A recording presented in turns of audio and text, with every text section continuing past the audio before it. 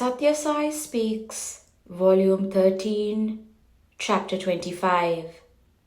Signs and Wonders. The conflict between persons who accept God and deny Him, those who declare that God is to be found in this or that place, and those who affirm that He can be found nowhere, is never ending. It has continued throughout the ages. When considering this situation, one has to remember that while it is unnecessary to awaken a person who is already awake and easy to awaken a person who is asleep, we cannot awaken, however much we try, a person not wanting to awaken. Those who do not know can be taught by means of simple illustration what they do not know, but those afflicted with half knowledge and proud of that acquisition are beyond any further education. The two eyes give a picture of a vast expanse of space, but they cannot see the face to which they belong. They are important instruments of the body, but they cannot see the entire body. When you wish to see your face and back, you have to keep one mirror in front and another one behind you, so that in the front mirror you can see the reflection of your back.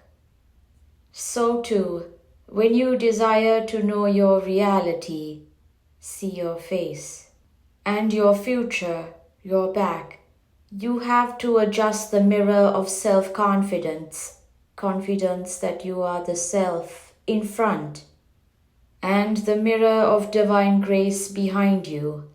Without these two, to affirm that you are aware of your truth or of your destiny is sheer fantasy. Divine avatars attract by their inexplicable acts. The divine is now denoted by various words that are common currency in limited human vocabularies. They name phenomena revealing the divine, miracles, magic, wonders, etc. Of course, man cannot contain in his mind more than what he can hold. He cannot express in words the inexpressible. Only those who have dived deep and contacted the underlying principle of love can picture divinity with some clarity. The divinity that is me has not been acquired or earned, nor has it been added or evinced after the lapse of some years in the middle of this life. The divine has to reveal itself through these manifestations, largely shaped and modified by the nature of the times, the region, and the cultural environment. The signs and wonders that I manifest are given names that do not connote the purpose or effect. They can be called chamatkara, that lead on to samskara, purificating acts, which in turn urge one on towards paropakara, helping others, and finally result in sakshatkara, divine vision. Chamatkara is any act which attracts on account of its inexplicability. This aspect of attraction is inherent in the avatar, divine incarnation. The very name Rama means he who pleases or causes delight. Krishna means he who attracts, draws towards himself. Karshati iti Krishna. This attribute of attraction is a characteristic of divinity. Attraction is the very nature of the divine. Why does the divine attract? Is it to deceive or to mislead? No, it is to transform, reconstruct, reform, a process called samskara. What is the purpose of reconstruction? To make the person useful and serviceable for society. to efface his ego and to affirm in him the unity of all beings in God. The person who has undergone samskara becomes a humble servant of those who need help. This is the stage of paropakara. Service of this kind, done with reverence and selflessness, prepares man to realize the One that pervades the many. The last stage is sakshatkara. The Vedas, ancient scriptures of divine knowledge, proclaim that immortality, the stage when one is merged in the birthless, deathless, universal entity, is feasible only through renunciation and detachment and not through rituals, progeny, or wealth. When man renounces selfish desires, his love expands onto the farthest regions of the universe, until he becomes aware of the cosmic love that feeds all the four processes mentioned above. It is important that you know this underlying urge in all, as I do. Let us consider chamatkar, acts that attract and cause wonder. You see a flower. You long to hold it in your hand only when its color and fragrance is attractive. You enter the market and see heaps of fruits. If the fruits are not attractive, you have no urge to eat them and benefit by them. Attraction is the very nature of the divine. Reason cannot measure the divine.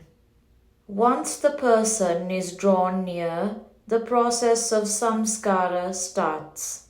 Without this, man remains fallow and feeble. He has no dignity or personality. A worthless steel lump is transformed by skillful manipulation and reconstruction into a watch that is worth several hundred rupees. This is the result of samskara, which turned it into a useful tool for indicating time. And thus man can also be transformed into a noble, efficient, happy and disciplined member of society by the implanting of good thoughts, good feelings, good deeds and good emotions. Such transformed persons will spontaneously engage themselves in the task of promoting human welfare. They will be promoters of the ideals of brotherhood of man and the fatherhood of God. Nowadays, persons who have no experience or knowledge of spiritual science and no conception of the divine make pronouncements on such subjects into which they stray. The eye can but see, the tongue can but talk, and the ear can but hear. Each has to accept its limitations and be content. The divine can be grasped only through love, faith, and sadhana, spiritual discipline, surcharged with universal love. Reason is too feeble an instrument to measure it. Denial of the divine cannot negate it. Logic cannot reveal it. All the tirades now being made on the divine are from atheists who are opportunists. So your duty is to preserve your equanimity. Be true to yourselves and do not waver. I am unaffected by praise or blame. My love and compassion envelops all. My grace can be shared by all. I am declaring this so that you may face all this with fortitude. The more you dig, the deeper the derision, the higher the mound, the taller the praise.